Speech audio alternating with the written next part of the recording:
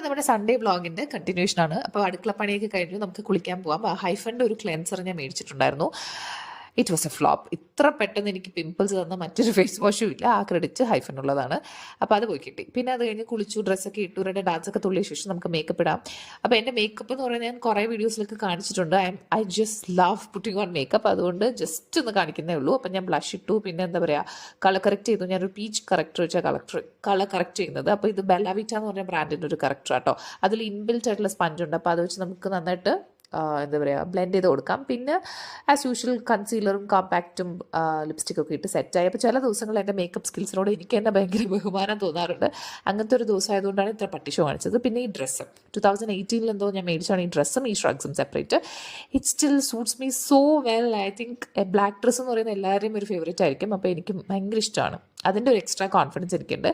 പിന്നെ നമ്മൾ വീട്ടിൻ്റെ അടുത്തുള്ളൊരു മോളിൽ പോയി, ഓൾറെഡി ഉച്ച ചെയ്തുകൊണ്ട് ഒരുപാട് ദൂരെ പോകാൻ പറ്റത്തില്ല. മദേഴ്സ് ഡേ എന്ന പേരേ ഉള്ളൂ.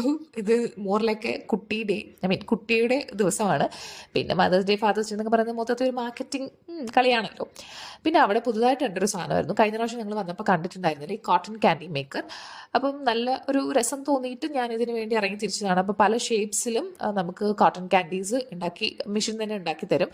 But I would never ever ever recommend this to anybody. കുട്ടികൾക്ക് ആരും കഴിക്കരുതെന്ന് ഞാൻ പറയത്തുള്ളൂ. കാരണം കാണുമ്പോൾ ഒരു ലൈക്ക് സ്കൈ ബ്ലൂ കളറില്ലേ, അവൻ ഒരു ബൈറ്റ് എടുത്തപ്പോൾ അവൻ്റെ വായും ചുണ്ടും മൊത്തം നല്ല കടും നീല കളറായിരുന്നു. അത്രയ്ക്കും കളർ അതിനകത്തുണ്ട്. ഒരിക്കലും കുട്ടികൾക്ക് മേടിച്ചു കൊടുക്കരുത് കേട്ടോ.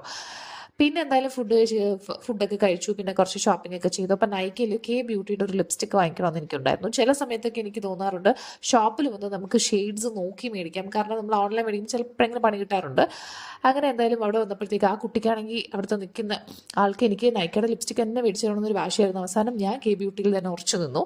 അപ്പം it's A lip crayon, basically lip crayon എന്ന ഷെയ്ഡ് ക്ലൈമാക്സ്. ഇത് കാണുമ്പം ആ ഒരു പാക്കേജിങ് കാണുമ്പോൾ ഒരു മെറൂൺ ഷെയ്ഡാണെങ്കിലും ഇത് എനിക്കിട്ടപ്പം ഒരു പിങ്ക് ഷെയ്ഡാണ്. And it was looking so beautiful on me, സത്യം പറ അല്ലേ.